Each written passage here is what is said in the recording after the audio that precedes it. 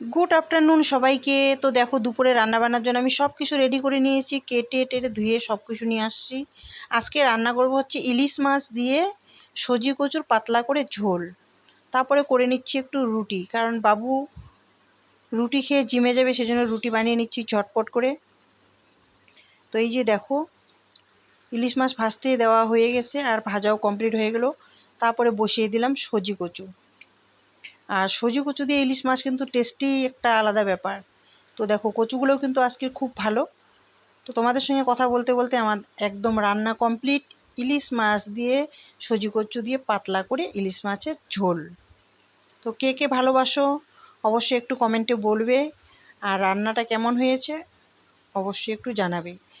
তো রান্নাবান্না যেহেতু শেষ, এবার তাহলে খাওয়া দাওয়ার পালা। তো এই যে দেখো সবাই যেন আমি যে কোনো মাছের হোক 2টা করে পিস খাই।